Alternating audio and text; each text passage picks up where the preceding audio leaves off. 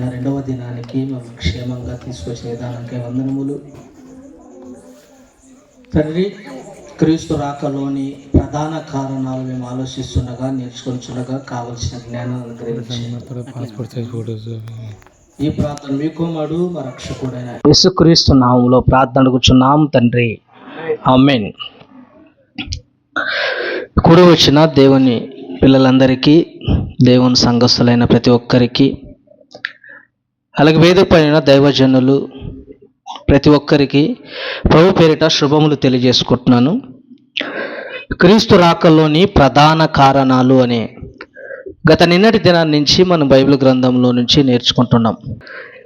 ఇక నిన్నటి దినాన యేసుక్రీస్తు వారు ఎప్పుడు పుట్టాడు, ఆయన ఈ లోకానికి రావాల్సిన అవసరత ఏం ఏర్పడింది, ఎంత అవసరం ఉంటే ఆయన ఈ లోకానికి వచ్చాడు అన్నది మనము నిన్నటి దినాన ఆలోచించాం. ఈరోజు రేపు క్రీస్తు రాకలోని ప్రధాన కారణాలు ఒక్కొక్కటిగా మనం బైబిల్ గ్రంథంలో నుంచి ఆలోచిద్దాం, ముందుకెళ్దాం.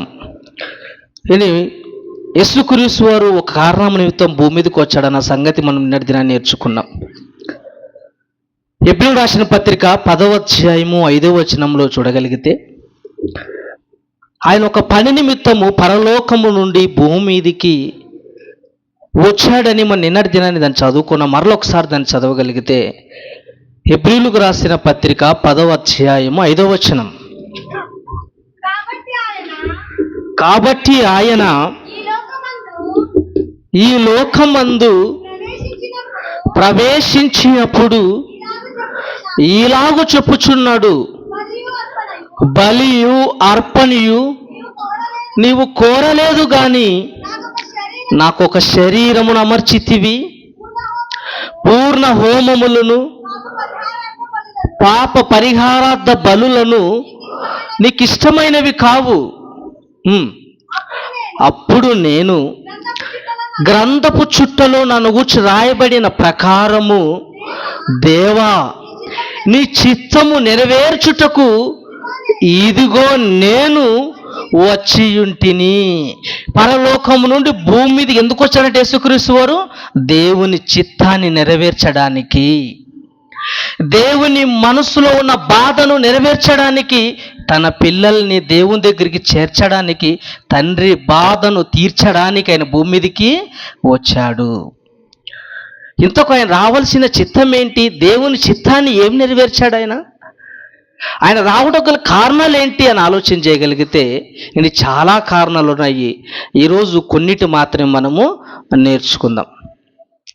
యేసుక్రీస్తు వారు భూమి మీద రావడానికి గల ప్రధాన కారణాల్లో మొదటి కారణం ఏంటంటే, సమాధానపరచడానికి భూమి మీదకి వచ్చాడు. ఎందుకు వచ్చాడండి? సమాధానం ఇవ్వడానికి భూమి మీదకి వచ్చాడు. సమాధానం ఇవ్వాలా అంటే భూమి మీద సమాధానం లేదా? లేదు. పేరేమో సమాధానమ్మా అని పెట్టుకుంటారు, కానీ ఏముండదు వారికి సమాధానం లేదు. చాలామంది అండి శాంతి అని పెట్టుకుంటారు, వాళ్ళ జీవితం అంతా అశాంతే, ఎప్పుడు దిగులుతో బాధతో ఉంటారు. పేరేమో శాంతి, కానీ ఏం లేదు పాపం వాళ్ళ జీవితంలో శాంతి లేదు, అశాంతి అంతా. అంటే మానవులందరికీ ఏముంది? సమాధానం లేదు. ఆరోగ్యం మానబెట్టుకుంటారు పేరు, మంచి పేరు, కానీ జీవితం అంతా మెడికల్ షాప్ చుట్టూ, హాస్పిటల్ చుట్టూ తిరుగుతూనే ఉంటారు. అంటే ఏముంది వాళ్ళ జీవితం అంతా? అంత అనారోగ్యమే. అంటే భూమి మీద మనుషులకు సమాధానం లేదు. అంటే దేవునికి మనుషులకు ఏం లేదంట? సమాధానం లేదంట. సమాధాన పరచుటకు దేవుడు భూమి మీదకి వచ్చాడు. ఏమైపోయారు? సమాధానం ఎందుకు లేదు? ఏంటి? దేవుడు అనుకున్నట్లుగా తన పిల్లలు భూమి మీద బ్రతకడం లేదు గనకనే దేవునికి పిల్లలకి మధ్య ఏమైందంటే సమాధానము లేదు, సంతోషము లేదు. మరేముంది? బాధ ఉంది, కన్నీళ్ళు ఉన్నాయి. దేవుడు బాధపడతాడు, నా పిల్లలు నన్ను ఇడిచిపెట్టి వెళ్ళిపోతున్నారు, నా పిల్లలు నా ఇష్టానుసారంగా బ్రతకడం లేదు, చెడుగా ప్రవర్తిస్తున్నారు, ఇష్టానుసారంగా జీవించిస్తున్నారు. తండ్రి కొడుకుల మధ్య బంధం అండి అది. ఏ తండ్రి అయినా నలుగురు పిల్లలు ఉంటే నలుగురు పిల్లలు ఒకేలా ఉండాలి, ఒకే మాట పైన ఉండాలి, ఒకే తాటి పైన నడవాలి, ఒకే రీతిగా ఉండాలని కోరుకుంటారు తండ్రి. ఏ తండ్రి అయినా అలా కోరుకుంటాడు. ఆ తండ్రి లక్షణం అది, తండ్రి ప్రేమ అంటారు దాన్ని. ఏ కొడుకు దూరం అయిపోయినా ఉన్న ఒక్క కొడుకుతో అడ్జస్ట్ అవ్వాలని ఎవరు కోరుకోరు. నలుగురు కొడుకులున్న నలుగురు తన కళ్ళ ముందరే ఉండాలని కోరుకుంటారు. అలాగే దేవుని బాధ కూడా అదేనండి. దేవునికి పిల్లలకి మధ్య దూరం ఏర్పడింది, సమాధానం లేదు. ప్రారంభములో దేవునికి పిల్లలకి సమాధానం లేదు భూమి మీద. ప్రారంభములో దేవుడు ఎలాంటి వాడో తెలుసా? ఆదాం అవ్వలను కలగజేసినప్పుడు ప్రతి చల్లపూట దేవుడు ఆదాం దగ్గరికి, అవ్వ దగ్గరికి వచ్చి చక్కగా మాట్లాడుకునేవారు. నాయన ఆదాం ఎక్కడున్నావు? తండ్రి ఉన్నాను నాయన అని వచ్చేవాడు, మాట్లాడుకునేవాళ్ళు, ప్రతి చల్లపూట కలుసుకునేవాళ్ళు. అలా ఉన్న ప్రేమ ఏమైపోయింది తెలుసా? ఆదాము తప్పు చేయడం వల్ల, పండు తినడం వల్ల, అవ్వ మాట విని పండు తినడం వల్ల ఏమైపోయారు? దూరం అయిపోయారు. నేను ఆదాము ఎక్కడున్నావు అన్నప్పుడు ఆదాం ఏం చేశాడు? భయపడిపోయి దాక్కున్నాడు. ఎందుకు ఆ పరిస్థితి వచ్చింది అంటే ప్రారంభంలోనే దేవునికి పిల్లలకి మధ్య సమాధానము లేదు. సమాధానము లేదండి. ఆయన ఏమో నా పిల్లల దగ్గర నేను ఉండాలనుకుంటాడు, నా పిల్లలతోనే ఉండాలనుకుంటాడు. కానీ మనుషులేమో నువ్వు మాకొద్దు, మా పనుల్లో మేము ఉండిపోతాము, మా కార్యక్రమాల్లో మేము ఉండిపోతాము, నీ దగ్గర ఉంటే ఎప్పుడు పరిశుద్ధుడు అంటావు, శాంతిగా ఉండాలంటావు, సమాధానంగా ఉండాలంటావు, మాకు అవన్నీ ఇష్టము లేదు అని మనుషులు ఆలోచించారండి. చూడు, మంచి మాట చూద్దాం. చూడు, అపోస్తుల కార్యములు 17వ అధ్యాయము 27వ వచనం. అపోస్తుల కార్యములు 17వ అధ్యాయము 27వ వచనం. 27వ వచనం. మరియు యావత్తు భూమి మీద కాపురముండుటకు ఆయన ఒకని నుండి ప్రతి జాతి మనుషులను సృష్టించి వారు ఒకవేళ దేవుణ్ణి తడువులారి కనుగొందురు ఏమో అని తన్ను వెదకు నిమిత్తము. తండ్రిని వెతుకోలేరని కనపడతారా? నా తండ్రి ఎక్కడున్నాడు, ఎలా ఉన్నాడు, ఏంటని పరిస్థితి, సంతోషంగా ఉన్నాడా, బాధగా ఉన్నాడని ఏ పిల్లలు ఆలోచించట్లేదండి. ఏ ఒక్కరు పట్టించుకోవట్లేదు. తన్ను వెదకు నిమిత్తము, తన్ను వెదకు నిమిత్తము నిర్ణయ కాలములను వారి నివాస స్థలము యొక్క పొలిమేరలను ఏర్పరిచెను. ఆయన మనలో ఎవనికి దూరముగా ఉండువాడు కాడు. మనలో ఎవరికి దూరంగా ఉండువాడు కాదు, దూరంగా ఉండువాడు కాదు. దగ్గర ఉండాలని కోరుకుంటున్నాడు తండ్రి. మనమేమో దూరం వెళ్ళిపోతున్నాం, ఆయనేమో దగ్గరికి రావాలని కోరుకుంటున్నాడు, మీతో నివసించాలని కోరుకుంటాడు, మీతో ఉండాలని కోరుకుంటాడు, మీతో ప్రేమ పంచుకోవాలని ఆయన కోరుకుంటుంటే నువ్వు మాకొద్దని వెళ్ళిపోతున్నారు. దేవుని వెతికేవారు కనపడుతున్నారా? ఎలా ఉన్నావు అని అడిగేవారు ఎవరు ఉన్నారా? లేరండి. ప్రార్థన మొదలు పెడితే నాకు అవి ఇవ్వు, నాకు ఇవి లేవని అడిగి వదిలేస్తారు దేవుణ్ణి. ప్రభువా నీకు ఏమైనా కావాలా, నీకు ఏమైనా ఇష్టమని అడిగేవాళ్ళు భూమి మీద ఎవరు లేరండి. దేవుని వెతికేవారు ఎవరు లేరు. లవర్ ఫోన్ చేయకపోతే బాధపడేవాళ్ళు చాలా మంది ఉన్నారు. లేదండి, మెసేజ్ చేయలేదని ఆత్మహత్య చేసిన వాళ్ళు చాలా మంది ఉన్నారు. నాతో మాట్లాడలేదని ఆకలితో ఉండేవాళ్ళు, ఏడ్చే వాళ్ళు చాలా మంది మనకి కనపడతారు. దిగులుతో ఉంటాడు. ఏం అలా ఉన్నావంటే నా ఎవరు మెసేజ్ పెట్టారు కానీ రిప్లై ఇవ్వలేదు అంటే దిగులు, బాధపడుతున్నాడు. ఎందుకు? నా లవర్ నన్ను మాట్లాడట్లేదు, కనిపించట్లేదు, ఎక్కడికి వెళ్ళిపోయిందని వెతుకుతుంటాడు. కానీ దేవుని గురించి ఏ ఒక్కరు వెతకడం లేదండి. దేవుని ఇష్టం ఏం తెలుసా? నా పిల్లలతో నేను నివాసం చేయాలి, నా పిల్లలతో నేను ఉండాలని ఆయన తపన పడుతున్నాడు. కానీ మనుషులందరూ దేవునికి మనుషులకు మధ్య దూరం ఏర్పడింది. దూరం ఏర్పడిందండి. ఎంత దూరమో తెలుసా? దూరం అలాగే దూరం అయిపోయారు. ప్రారంభములు ఏదేను తోటలు ఆదామ వాళ్ళు ఉన్నారు, తప్పు చేయబట్టి ఏదేను తోటలు వదిలి బయటకు వచ్చేసారు. అలా రావడమే దూరం వెళ్ళిపోతూ ఉన్నారు. అందరూ వెళ్ళిపోతూ ఉన్నారండి, వెళ్ళిపోతూ ఉన్నారు. అంటే మనుషుల మధ్య సమాధానము లేదు. ఇంకొక మాట చూడండి, కొరింథీయులకు రాసిన 2వ పత్రిక 6వ అధ్యాయము 16వ వచనం. కొరింథీయులకు రాసిన 2వ పత్రిక 6వ అధ్యాయము 16వ వచనం. దేవుని ఆలయమునకు మనము జీవము గల దేవుని ఆలయమై ఉన్నాము. అందుకు దేవుడు ఇలాగు సెలవిచ్చుచున్నాడు, నేను వారిలో నివసించి సంచరించుదును. ఎవరిలో నివసించాలనుకుంటున్నాడు దేవుడు? మనతో ఉండాలని తపనండి, ప్రేమ అండి ఆయనకి. ఎందుకు? తండ్రి కాబట్టి తన పిల్లల దగ్గర ఉండాలని ఏ తండ్రి అయినా కోరుకుంటాడండి. ఏ తల్లిదండ్రులు అనాథాశ్రమంలో వదలని ఏ తల్లిదండ్రులు కోరుకోరు. కొడుకు ఎలాంటి వాడైనా, కొడుకు మాట వినకపోయినా కొడుకుతోనే ఉండాలని కోరుకుంటారు తల్లిదండ్రులు. కాదంటారా? అవునండి. వృద్ధాశ్రమాలకి వెళితే తల్లిదండ్రులను అడిగితే ఏమిటో తెలుసా? నా కొడుకుతో నేను ఉండాలని కోరుకుంటున్నాయా, కానీ నా కొడుకు నా కోడళ్ళని పిలుచుకోవట్లేదు ఇంటికి. దేవుని మనసు అండి అది, దేవుడు కోరికది. తన పిల్లలతో ఆయన ఉండాలని తపన మొదలుతున్నాడు. కానీ దేవునికి మనిషికి దూరం అయిపోయింది. ఎందుకు దూరం అయిపోయింది? మనిషి చేసే అతిక్రమములు బట్టి, మనిషి చేసే పాపములు బట్టి మనిషి దేవునికి దూరం అయిపోతూ ఉన్నాడు. ఎంత దూరం అంటే ఎలాగా మారిపోయాడంటే, యాకోబు పత్రిక 4వ అధ్యాయము 4వ వచనం. యాకోబు పత్రిక 4వ అధ్యాయము 4వ వచనం. వ్యభిచారులారా, ఈ లోక స్నేహము దేవునితో వైరమని మీరు ఎరగరా? లోక స్నేహము దేవునితో వైరమని మీరు ఎరగరా? అంటే ప్రపంచమంతా, దేవుని పిల్లలంతా దేనిలో మునిగిపోయారు? లోక స్నేహంతో మునిగిపోయారు. లోక సంబంధాలుగా ఆలోచిస్తున్నారు, లోకంలో మునిగిపోయారు. లోకంలో ఏముంది? శరీరాశ, నేత్రాశ, జీవకుటుంబం, ఇవి ఉన్నాయి లోకంలో. అంటే సమాజం అంతా, దేవుని పిల్లలంతా దేనిగా మునిగిపోయారు? లోకంతో స్నేహం చేస్తున్నారట. లోకంతో స్నేహం చేసి దేవునికి దూరం అయిపోయారు. ఎంత దూరం అయిపోయారు చదవండి కింద మాట, అలాగే కంటిన్యూ అన్న. ఎవడి లోకంతో స్నేహం చేయునో వాడు దేవునికి శత్రువు. వాడు దేవునికి శత్రువు. ఎవరు దేవునికి శత్రువు? లోకంతో స్నేహం చేసిన వాడు, లోకంలో జీవిస్తున్నవాడు, దేవుని పక్కన పెట్టి దేవుని వదిలేసిన వాడంట దేవునికి శత్రువు. ఏంటి? దేవునికి శత్రువు అయితే బతకగలమా మనిషి? ఒక ఎమ్మెల్యేకు నువ్వు శత్రువు అయ్యావనుకో, నిన్ను 24 గంటలు అలర్ట్ చేసి పోలీస్ స్టేషన్లో పెడతారా లేదా? ఒక సీఎంను శత్రువు అయ్యావనుకో, 1 గంటలో నువ్వు లేకుండా భూమి మీద చేస్తారు. ఎందుకు? అది పవర్ వల్లది. కానీ దేవునికి మనం ఏమైపోయామో? శత్రువుగా మారిపోయి. ఎందుకు శత్రువులు అయ్యామో? ఇదిగో లోకములో మనం ఆలోచిస్తున్నాం, లోక సంబంధమైన ఆలోచనలు మునిగిపోయాం, లోక సంబంధమైన కార్యక్రమాలు మునిగి తేలుతున్నాం. కనుకనే దేవునికి దూరం అయిపోయాం. లోకములో ఉండే ఆలోచనలు దేవునికి పట్టవంటి ఇష్టం లేనివి. దేవుడు ఎప్పుడు పరిశుద్ధంగా ఉండేవాడు. పరిశుద్ధంగా నా పిల్లలు ఉండాలని కోరుకునేవాడు తండ్రి అండి, కోరుకునేవాడు. కనుక శత్రువుగా మారిపోయారంట. శత్రువుగా మారిపోయారు.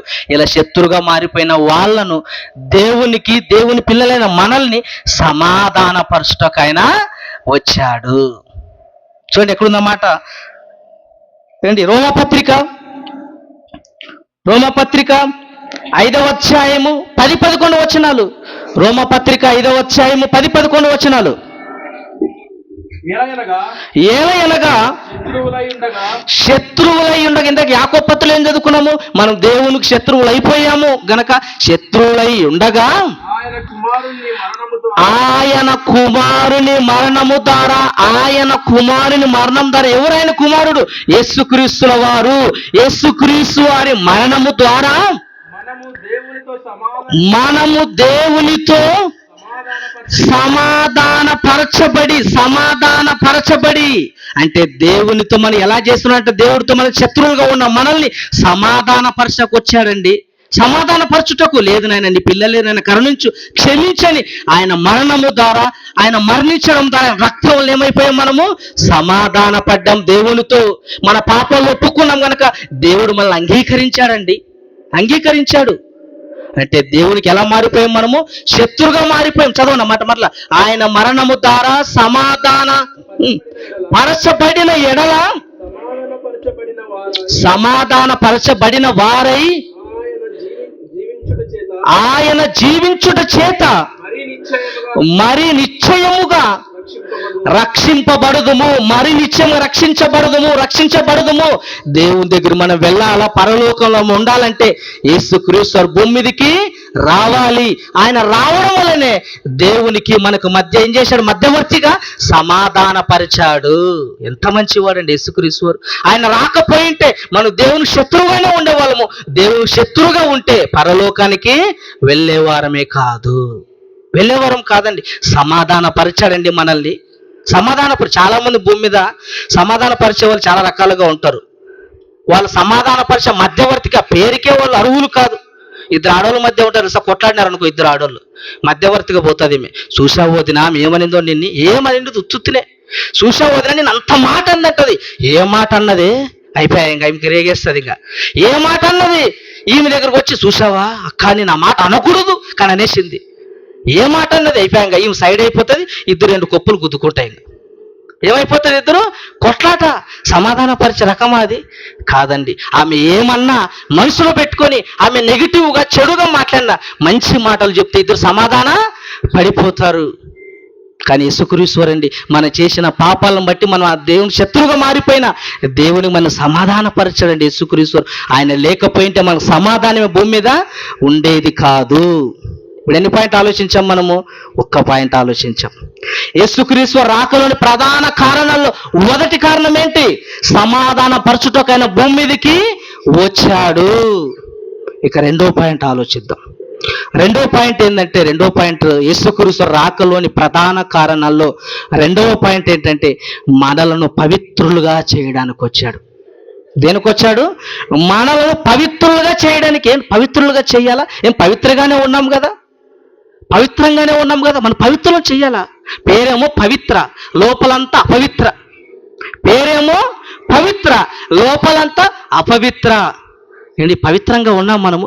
మనల్ని పవిత్రులుగా చేయడానికి యేసుక్రీస్తు భూమి మీదకి వచ్చాడు. అంటే భూమి మీద ఉన్న వాళ్ళందరూ పవిత్రంగా లేరా? లేరండి. ఎలా లేరో తెలుసా? ఆదికాండము 6వ అధ్యాయము 5వ వచనం.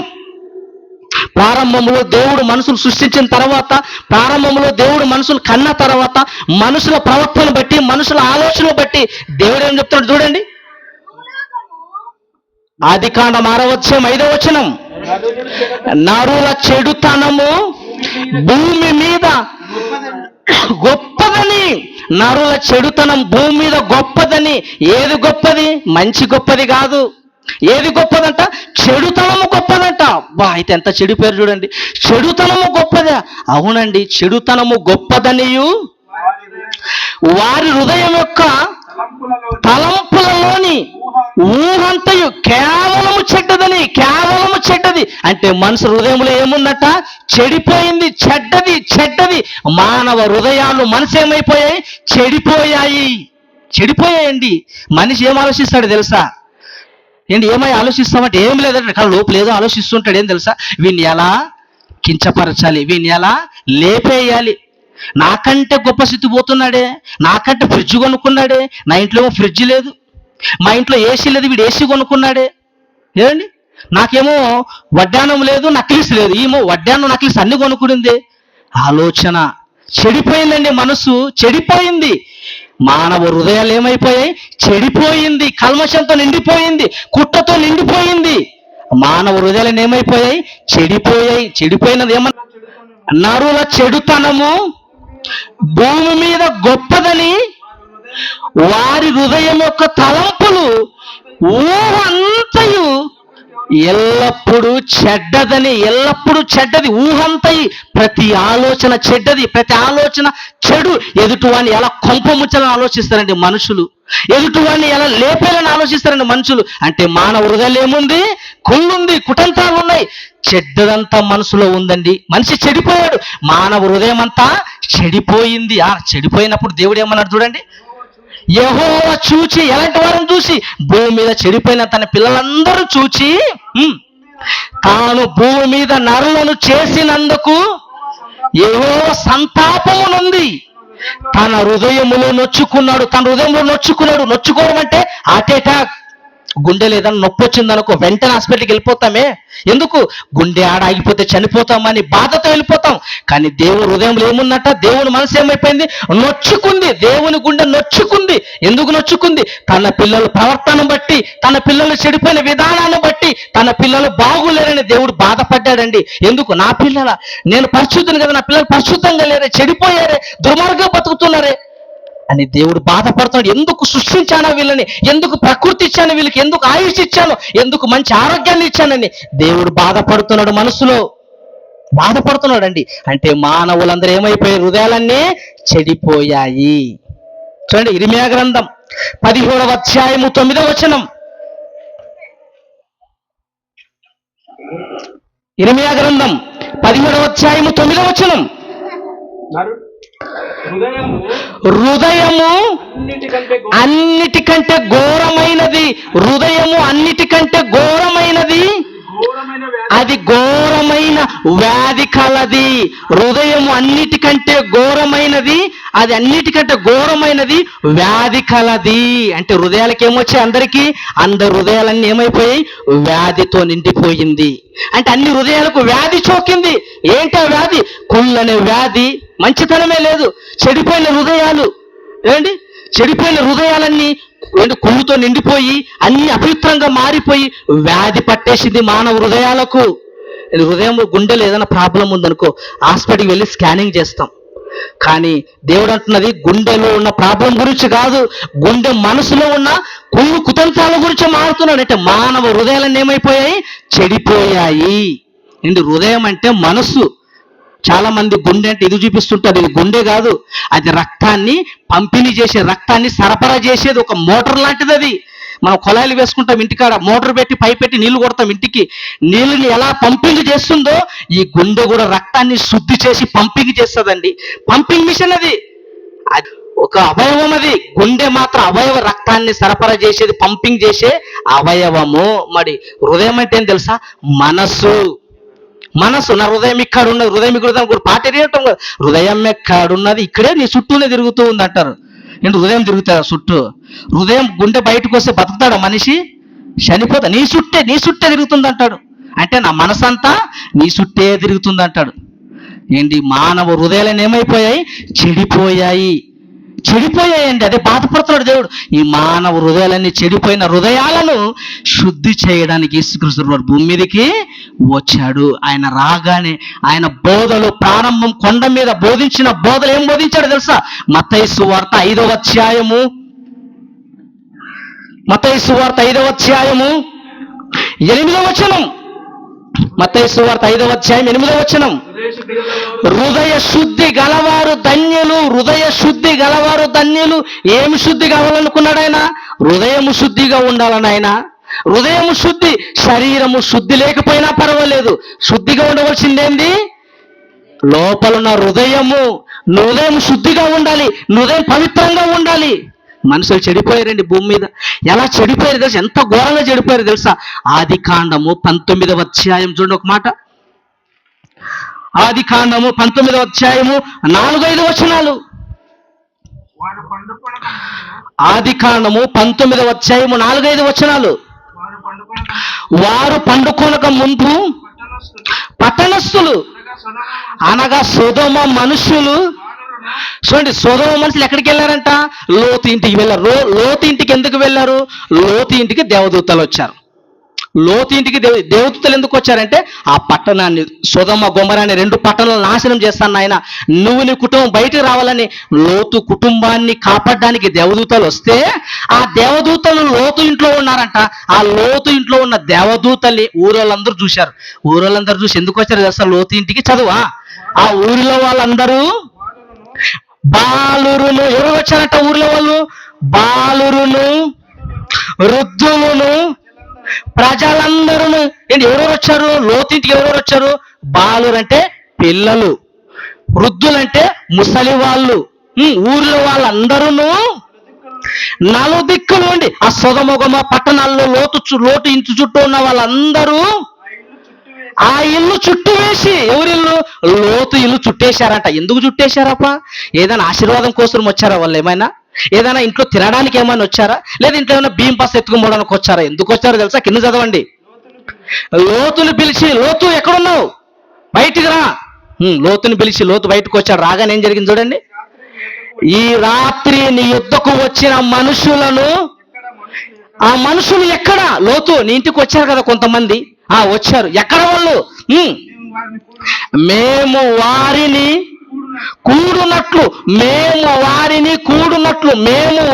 కూడునట్లు, దేవదూతలు కూడడానికి సిద్ధపడిపోయారండి. సొదొమ గొమొర్రా పట్టణంలో ఉన్న నివాసులు అందులో ఎవరు ఉన్నారట?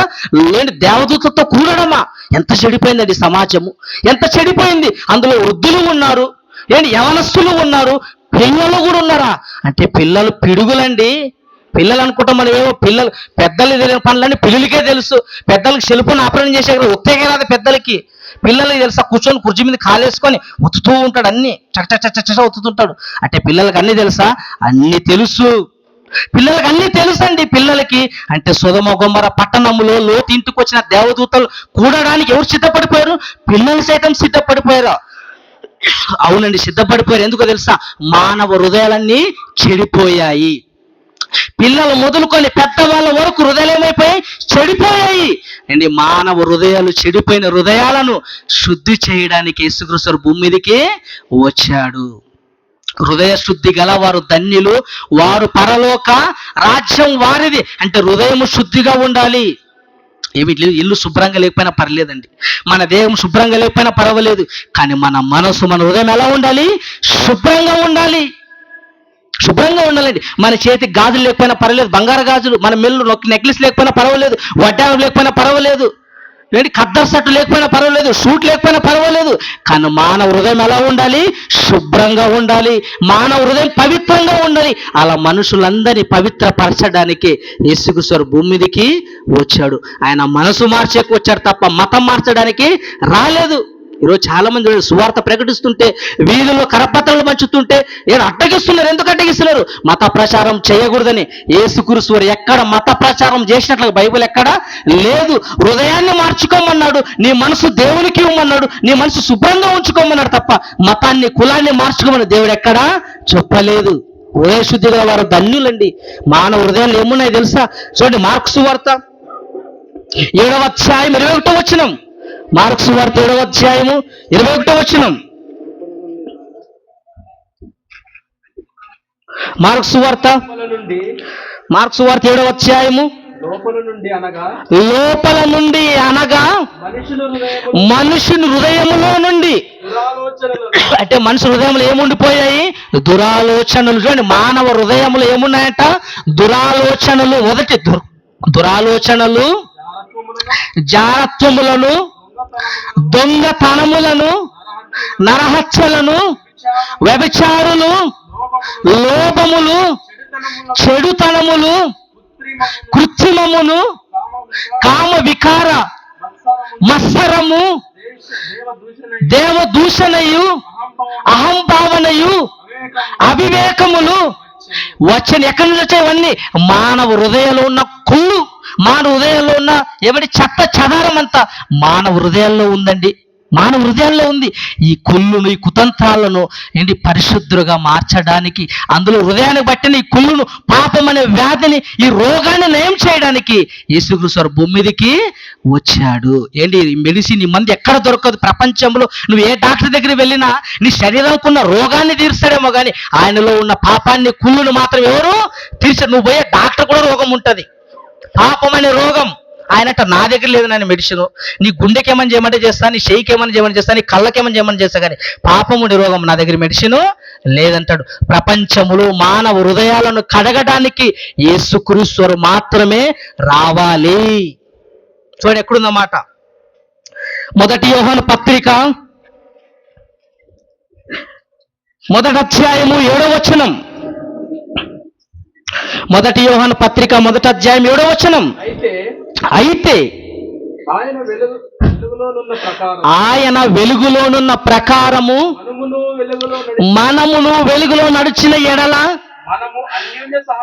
మనము అన్యోన్య సహవాసము గలవారమై ఇందుము.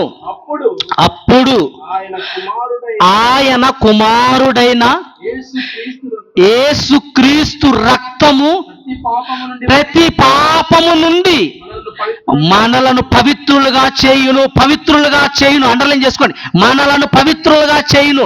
మానవ హృదయాలు వ్యాధి, పాపం అనే వ్యాధిని, హృదయాల్లో కుళ్ళిపోయిన కుతంత్రాలను, ఈ కుళ్ళును కడగడానికి ఆయన రక్తాన్ని ఇచ్చాడని మన కొరకు. ఆయన రక్తం వల్ల ఏం చేస్తాడంట? మానవ హృదయాలని కడుగును అంటే మానవ హృదయాల్ని శుభ్రం చేయడానికి వచ్చాడండి యేసుక్రీస్తు వారు. పవిత్రులుగా చేయడానికి వచ్చాడు. అపవిత్రంగా బ్రతికి మన బ్రతుకుని పవిత్రులుగా మార్చడానికి వచ్చాడు. ఎంతమంది మారలేదండి. ఒక వ్యభిచారం మీద పట్టబడిన స్త్రీ వస్తే ఆమె ఏమన్నా తెలుసా? అమ్మా, ఇక పాపం ఎన్నడూ చెయ్యకము అన్న ఒక్క మాటకు ఆ స్త్రీ మారిపోయింది. మారిపోయిందండి. ఎంతో మంది గరుడు గట్ట నేరస్తులు సైతాన్ని మారగలిగారంటే యేసుక్రీస్తు మాటలను బట్టి వాళ్ళు మనసు మార్చుకున్నారు తప్ప మతాలు కులను ఎక్కడ మార్చుకోలేదు. జక్కయ్య నువ్వు కిందికి రా, నీ ఇంటికి రావాల్సి ఉన్నదంటే జక్కయ్య మనసు మారిపోయింది. అప్పటి వరకు లంచాలు తీసుకున్న జక్కయ్య, అప్పటి వరకు మోసాలు చేస్తున్న జక్కయ్య యేసు అన్న మాటకి ఏమైపోయాడు? మారిపోయాడు. చూడండి ఎబ్రీ పత్రిక 9వ అధ్యాయం 14వ వచనం. ఎబ్రీ పత్రిక 9వ అధ్యాయము 14వ వచనం. నిత్యుడగు ఆత్మ ద్వారా తన్ను తాను దేవునికి నిర్దోషముగా అర్పించుకొనిన క్రీస్తు యొక్క రక్తము నిర్జీవ క్రియలను విడిచి జీవము గల దేవుని సేవించుటకు నీ మనసాక్షిని ఎంతో ఎక్కువగా శుద్ధి చేయును. నీ మనస్సాక్షిని ఎంతో ఎక్కువగా శుద్ధి చేయును. శుద్ధి చేయని అర్థమే తెలుసా? మానవ హృదయాల్ని శుద్ధి చేశాడు, మానవ హృదయాల్ని కడిగేశాడు. దేని ద్వారా? ఆయన రక్తం వలన మానవ హృదయాలను కడిగేశాడండి యేసుక్రీస్తు. మానవ హృదయాలు ఏమైపోయి శుద్ధి చేశాడు. అంటే యేసుక్రీస్తు రాకపోయింటే మానవ హృదయాలు శుద్ధిగా ఉండేదే కాదు. మానవ హృదయాలు శుద్ధిగా ఉండకుండా పాపం అనే వ్యాధితో ఉంటే, కుళ్ళు కుతంత్రాలనే కుయుక్తుతో చెంది మనిషి ఉంటే పరలోకానికి వెళ్ళేవాడే కాదు. ఎందుకు పరలోకానికి ఎందుకు వెళ్ళాడంటే పరలోకంలో దేవుడు పరిశుద్ధుడు గనక పరిశుద్ధులు మాత్రమే అక్కడ ఉంటారు. మరి అపరిశుద్ధుడు అయిన మనల్ని పరలోకం వెళతామా? వెళ్ళలేమండి. మనల్ని పవిత్రులుగా పరిచి పరలోకాన్ని పంపించడానికి యేసుక్రీస్తు భూమి మీదకి వచ్చాడు. ఒక పాట చూసుకున్నాం, లైట్ ఆఫ్ చేయండి.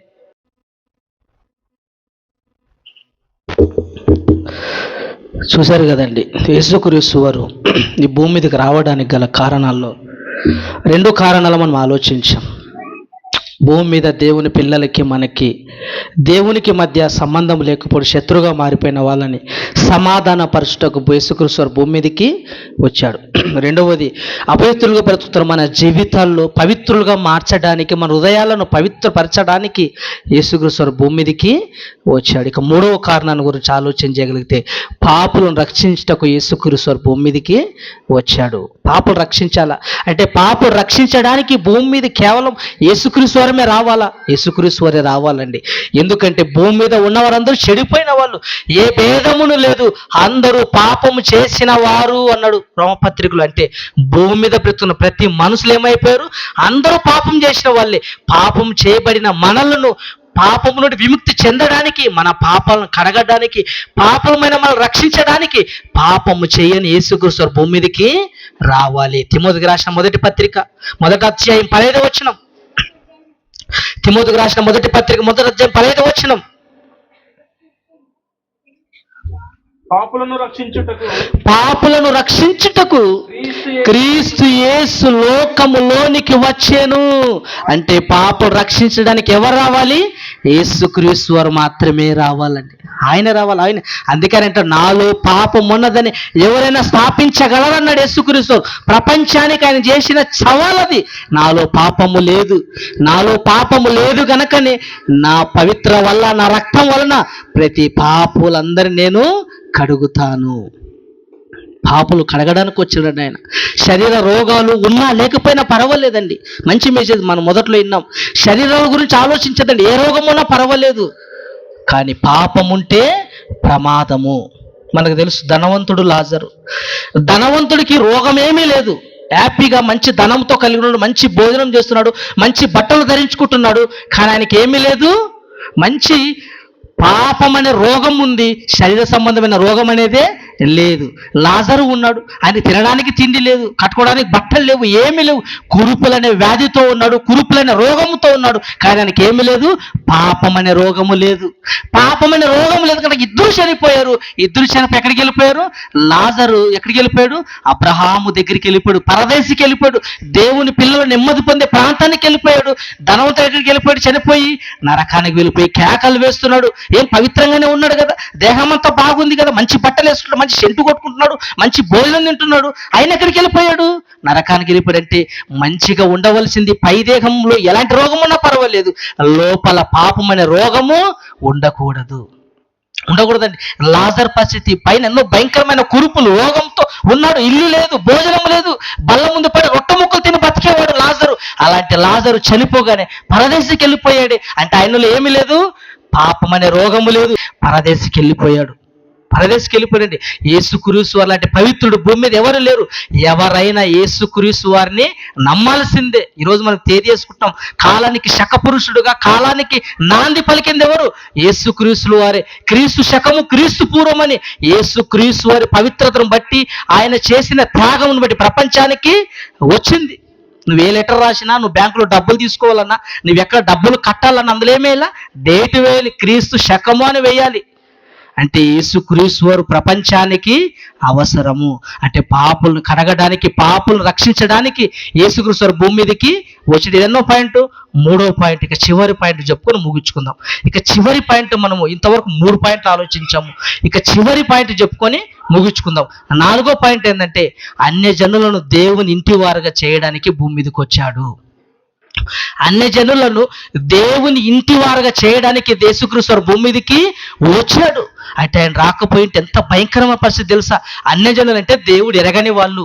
ఏంటి, ఇశ్రాయేలులకి, యూదులకు, సమరయులకు పడేదే కాదు. ఏంటి, ఇశ్రాయేలు యూదులకి, సమరయులకి పడేదే కాదు. సమరయుల ప్రాంతం నుంచి యూదులు వెళ్ళేవారు కాదు. ఎందుకంటే యూదులు ఇశ్రాయేలు సమరయుల్ని అంటరాని వాళ్ళుగా చూసేవాళ్ళు. సమరయుల్ని యూదులు అంటరానిగా వాళ్ళు చూసేవారు. అందుకే సమరస్త్రీ మనకు తెలుసు కదా, యేసుక్రీస్తు వారు బావి దగ్గర వెళ్ళినప్పుడు సమరస్త్రీ ఏమంటే తెలుసా? అయ్యా, నువ్వు యూదుడవు కదా, నువ్వు మా దగ్గరికి ఎందుకు వచ్చావు? నువ్వు మా కుండలో నీళ్ళు తాతావా అన్నప్పుడు, అంటే సమరయులు యూదులకి పడేదే కాదు. యెషయా గ్రంథం 2వ అధ్యాయం 2వ వచనం ముగించుకుందామండి. పాయింట్ చెప్పుకొని ముగించుకుందాం. యెషయా గ్రంథం 2వ అధ్యాయం 2వ వచనం, అంచె దినములలో పర్వతముల పైన యెహోవా మందిరము, పర్వతం శిఖరమున స్థిరపరచబడి కొండల కంటే ఎత్తబడును. ప్రవాహము వచ్చినట్లు సమస్త అన్యజనులు దానిలోనికి వత్తురు.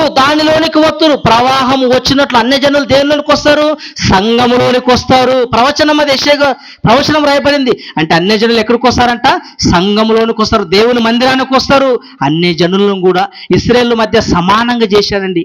అన్యజనులను కూడా దేవునిలోనికి తీసుకొచ్చాడు ఆయన. చూడండి, ఎఫెసీయుల పత్రిక 3వ అధ్యాయం 6వ వచనం. ఎఫెసీ పత్రిక పౌలు గారు ఎఫెసీ సంఘానికి రాస్తూ 3వ అధ్యాయం 6వ వచనం, ఈ మర్మము ఏదనగా అన్యజనులు సువార్త వలన క్రీస్తు యేసు నొద్దకు యూదులతో పాటు సమాన వారసులుగా. అంటే అప్పటి వరకు ఎలా ఉంది? విభేదము. ఈ సమరయులు ఒకవైపు, యూదులు ఒకవైపు, ఇశ్రాయేలు ఒకవైపు. వాళ్ళు ముట్టేవాళ్ళు కాదు, వాళ్ళు తాకేవాళ్ళు కాదు, వాళ్ళ ప్రాంతంలో వెళ్ళేవారు కాదు. అలాంటి సమయాల్లో దేవుని పిల్లలైన యూదులకు, ఇశ్రాయేలుకు, అన్య జనాంగమైన అందరినీ సమానంగా చేశాడండి. సమానపరచడానికి, సమానులుగా చేయడానికి యేసుక్రీస్తు భూమి మీదకి వచ్చాడు. మనకందరికీ తెలుసు, డాక్టర్ బిఆర్ అంబేద్కర్ గారు. ఆయన లేకపోయింటే నేటి కుల వ్యవస్థ అనేది ఉండేది. ఆ మహానుభావుడు రాయబట్టే, రాజ్యాంగం అనే ఒక మంచి గ్రంథాన్ని రాయబట్టే సమాంతర హక్కులు ప్రతి ఒక్కరికి చెందాయి. స్వేచ్ఛ హక్కు ప్రతి ఒక్కరికి వచ్చింది. అంటే డాక్టర్ బిఆర్ అంబేద్కర్ లేకపోయింటే ఈరోజు కుల వ్యవస్థ అనేది ఉండేది. ఉన్నవాళ్ళు ఉన్నవాళ్ళుగానే ఉండేవాడు, లేనివాడుగానే ఉండేవాడు. అందరి సమానపరచడానికి, అందరూ సమాంతరం అనడానికి మంచి రాజ్యాంగం రచించాడండి డాక్టర్ అంబేద్కర్ గారు. అలాంటి అడుగుజాడల్లోనే ఆయన బోధించిన బోధనలనే బైబిల్ నుండి మహానుభావుడు తీసి యేసుక్రీస్తు మాటల్లోకి ఇంప్రెషన్ అయ్యి సమానం అనేది యేసుక్రీస్తు ప్రారంభించాడని అందరి సమానంగా కలగజేశాడండి. సమాన వారసులుగా అందరినీ సమానంగా చేశాడు. ఈరోజు కుల వ్యవస్థ పెట్టిలికి పోతుందండి. కుల వ్యవస్థ దారుణమైన పరిస్థితులు. ఎలాంటి పరిస్థితులు అంటే, ఒక రాజ్యాంగంలో ఉన్న, ఒక అధికారంలో ఉన్న యూపీ, ఉత్తరప్రదేశ్ అధ్యక్షుడు, ఉత్తరప్రదేశ్ ముఖ్యమంత్రి గారు యోగి ఆదిత్య గారు ఏమన్నాడు తెలుసా? నన్ను కలవాలంటే స్నానం చేసి రావాలి. ఆయన కలవాలంటే ఏం చేయాలంట? స్నానం చేసి రావాలంట. దళితులు ఆయన కలవాలంటే స్నానం చేసి రావాలి. ఏందండి, ఒక అధికారంలో ఉన్నాడు ఆయన. ఒక తండ్రి స్థానంలో ఉన్నాడు ఉత్తరప్రదేశ్కి, యూపీకి. ఏంటి అలానే చూడాల్సింది. ప్రియమైన దేవుని పిల్లంటే సమాంతర సమాజంలో లేవు. ఉత్తరప్రదేశ్ ముఖ్యమంత్రి గారు యోగి ఆదిత్య గారు, ఆయన కలవాలంటే ఏం చేయాలంట? అందరూ స్నానాలు చేసి రావాలంట, ముట్టేకలేదంట, దూరంగానే ఉండాలంట. అంటరానితనం అండి. ఒక మనిషిని ముట్టడానికి అసహించుకుంటూ, ఒక మనిషిని ముట్టడానికి భేదం చూపిస్తున్నారు, ఒక మనిషిని కలవడానికి విభేదాలు చూపిస్తున్నారు ఈరోజు సమాజంలో. కానీ పక్కనే మదర్ తెరీసా ఉంది. ఆమె యేసుక్రీస్తు అడుగు జాడలో నడిచింది కనుకనే, యేసుక్రీస్తు ప్రేమను పొందుకుంది కనుకనే కుష్ఠరోగులు సైతం దూరం పెట్టలేదామె, హత్తుకునింది హృదయానికి. ఏం చేసిందామె? కుష్ఠరోగులను హత్తుకుంది. కుష్ఠరోగులు ఎలా ఉంటారో తెలుసా? నీరు గారుతూ అసహ్యంగా, ఏంటి పుండు చీము గారుతూ అసహ్యంగా ఉంటారండి కుష్ఠరోగులు. అలాంటి వారిని సైతం ఏం చేసిందా మహాతల్లి?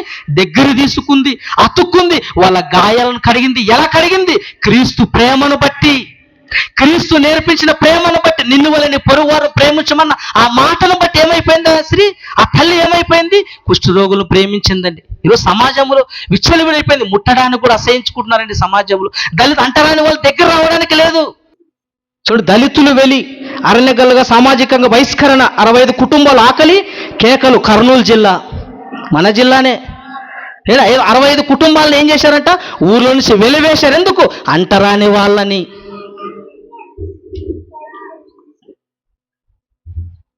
చూడండి, దళిత బిడ్డలు బావిలో ఈత కొట్టారని తీవ్రంగా కొట్టారు, నగ్నంగా ఊరేగించారు. ఏంటి? దళిత బిడ్డలంట బావిలో ఈత కొట్టారని తీవ్రంగా కొట్టి నగ్నంగా ఊరేగించారు. స్వేచ్ఛకు ఉంది కదా, రాజ్యాంగం మనకి ఇచ్చింది కదా, రాజ్యాంగబద్ధమైనది దేవుడు మనకి ఇచ్చాడు కదా. అన్ని ఇచ్చినా ఈరోజు మనిషి ఎలా మారిపోయాడు? లైట్ ఆన్ చేయి. ఎలా మారిపోయాడు? అంటరాని వాళ్ళుగా మారిపోయాడు. ముట్టడానికి కూడా ఇష్టపడట్లేదు. పిల్లలారా, సమాజం ఎలా మారిపోయిందండి? ముట్టడానికి, తాకడానికి కూడా, దగ్గర రావడానికి కూడా ఒప్పుకోవట్లేదు. మారిపోయింది. కుల వివక్షత అంటే మనలను ఏం చేయడానికి వచ్చాడు ఆయన? సమాన వారసులుగా, సమాంతరంగా చేయడానికి. అందుకే సంఘంలో కుల వ్యవస్థ అనేది లేదు. నువ్వు పెద్దవాడు చిన్నవాడు లేదు, స్త్రీ అని లేదు, పురుషుడని లేదు, యూదుడని లేదు, గ్రీకు దేశం, అందరూ సమానులే. వాళ్ళే క్రైస్తవులు. ఏం పెట్టారు మనకి నామకరం? యేసుక్రీస్తు వారు. క్రైస్తవుడు అంటే ఏం తెలుసా? కులభేదము లేదు, సమానం. నువ్వు యూదుడని లేదు, గ్రీకు దేశస్థుడు లేదు, నువ్వు ప్రాంతం వాడని, ఈ ప్రాంతం వాడని భేదము లేదు. ఆఖరి నువ్వు స్త్రీ అని పురుషుడని భేదము లేదు. అందరూ క్రైస్తవులు, సమానంగా చేశాడండి. యేసుక్రీస్తు రాకపోయింటే ఇక్కడి భూమి మీద ఇప్పటి వరకు కుల వ్యవస్థ అనేది ఉండేది, అంటరానితనం అనేది ఉండేదండి. యేసుక్రీస్తు ఎంత గొప్పవాడో తెలుసా, ఎంత మంచివాడో తెలుసా? చూడండి ఒక మంచి మాట, యోహాను సువార్త 9వ అధ్యాయం 6వ వచనం. యోహాను సువార్త 9వ అధ్యాయం 6వ వచనం.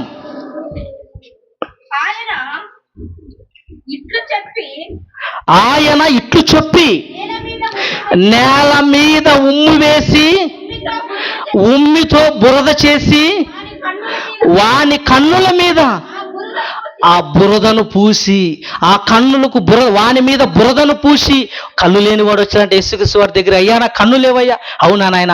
చక్కటి బురద తీసుకున్నాడు, ఉమ్మి వేశాడు, కలిపి వాను కన్నులకు పూశాడు. కన్నులకు పూశాడంటే యేసుక్రీస్తు వారు గుడ్డివాడిని తాకాడే లేదా? తాకాడండి, ముట్టుకున్నాడు. ఎంత మంచి ప్రేమ వాడండి యేసుక్రీస్తు వారు. ముట్టుకున్నాడండి యేసుక్రీస్తు వారు, తాకాడు. నువ్వు వెళ్ళి పక్కపో, నీ కళ్ళు నీకు వస్తాయన్నాడు. ఎంత మంచివాడండి. మనం నమ్మిన యేసుక్రీస్తు ఎంత మంచివాడు. ఇంకొక మాట చూడండి, మార్క్సు వార్త 7వ అధ్యాయం, ముగించుకుందాం. మార్క్సు వార్త 7వ అధ్యాయము 33వ వచనం. మార్క్సు వార్త 7వ అధ్యాయం 33వ వచనం. సమూహములో నుండి ఆయన వానిని ఏకాంతముగా తోడుకొని పోయి వాని చెవిలలో తన వేలును పెట్టి, వాని చెవిలో తన వేలును పెట్టి, అంటే ఎదుటి వాని చెవిలో వేలు పెట్టాడంటే పక్షపాతం లేనివాడండి యేసుక్రీస్తు వారు. ఒక రోగిని ఒక చెవిలో వేలు పెట్టి, పక్కవాని చెవిలో వేలు పెట్టాక ఇబ్బంది పడతాం మనం, పక్కవాడిని తాకడానికి ఇబ్బంది పడతాం. కానీ యేసుక్రీస్తు ఎంత ప్రేమయ్యాడు తెలుసా, ఎంత మంచివాడో తెలుసా? ఎదుటి వాని చెవిలో వేలు పెట్టాడంటే ఎంత మంచివాడండి ఆయన. కుల వ్యవస్థ లేనివాడు, కులం అనేది లేనివాడు, పక్షపాతమే లేనివాడు, ప్రేమమూర్తి. ముట్టాడండి, చెవిలో వేలు పెట్టాడు. ఎంత మంచివాడండి యేసుక్రీస్తు. చివరిగా మాట చూడండి, చివరిగా లూకాసు వార్త 22వ అధ్యాయము 52వ వచనం. 22వ అధ్యాయం 52వ వచనం. అయితే యేసు